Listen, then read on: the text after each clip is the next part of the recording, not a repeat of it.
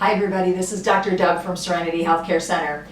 So today I want to talk to you about an issue that we see quite often because we treat chronic illness and we're known as the medical detectives in Wisconsin. I want to talk to you about some of the emotional components that come along with being chronically ill.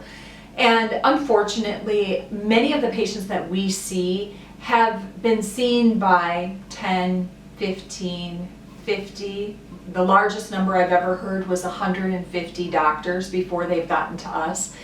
And when we start talking to them and asking them questions and digging deep into the medical workup that they've had and the lab tests that they've had, and we start asking questions about some of the things that we see that we feel from a functional medicine capacity are abnormal, they become very angry, very upset, and very betrayed that nobody had asked them those questions or told them that something was abnormal in their test results before.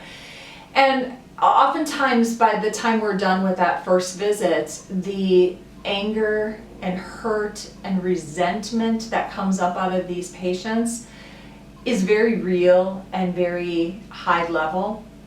And you know, I get it. It's frustrating out there. Many of our patients have paid hundreds of thousands of dollars to find answers, and yet they get to us and they still don't have answers. And you know, our goal is to dig deep, really dig into that medical history, dig into those lab results, find those patterns, figure out what was happening in your life. Look back at travel, look back at anything that puts the piece of the puzzle together that's missing to help us find the things that somebody else hasn't been able to find. The obvious is easy. It's the not obvious that's challenging.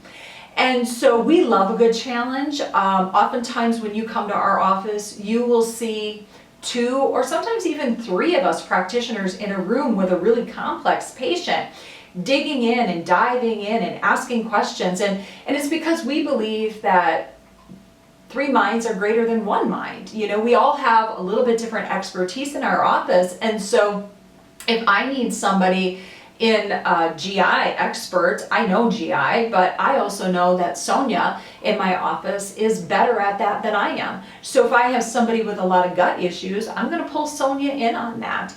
If I have somebody that is really struggling with, say, mitochondria issues, I may bring Erica in with me, and her and I may brainstorm and banter back and forth and talk in front of the patient like we would talk if we were in a conference room sharing case histories with patients. And that's the way that we get to ask more questions. And then the patient hears us talking, and then all of a sudden something comes up in that patient's mind and go, I never thought of this. Is this helpful?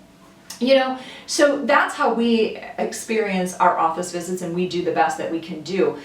What's harder for us is helping the patient heal from the betrayal of the medical system on them. You know, many of our patients, we will say, have PTSD of the medical community.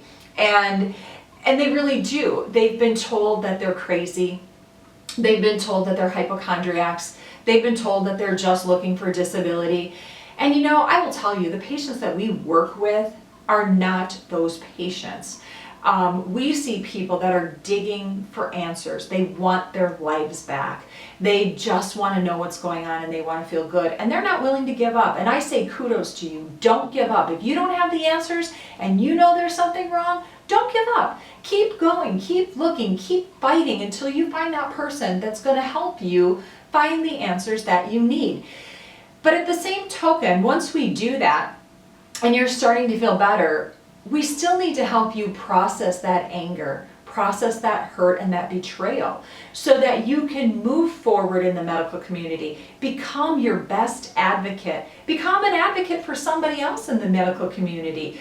You know, stand up for yourself and let people know that this is who I am and this is what I have and this is what I've been through. But you know what? I've come out on the other side stronger for it. I have come out a better person. I have come out empowered, and I'm going to fight for every person that I know of, and I'm going to go out and share my story because it may help just one person.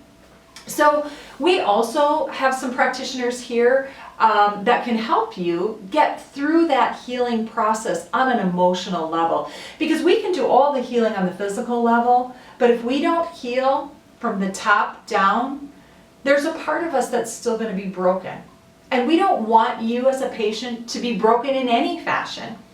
So we're going to work with you. We're going to send you to people. We have Wendy here that can work with you on healing that emotional being inside of you so you can truly be whole again.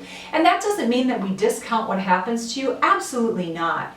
But we need to let it have its place, and its place is not taking over you. Its place is being that part of you that you've grown from and that you've allowed to heal inside of you. So please know that we understand when you come into us that you're angry, that you're bitter, that you're not trusting us. We get that.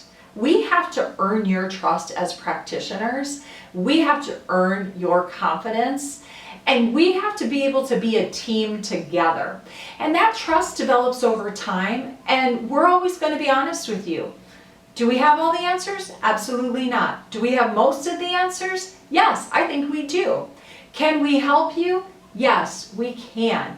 And we are going to work our best to earn your trust to make you healthy, happy, and whole again. So don't let that anger eat you up inside. Use it as a power, a driven source inside of you that makes you fight that one last time to overcome everything that's made you not who you want to be. Thanks, you guys. Have a great day.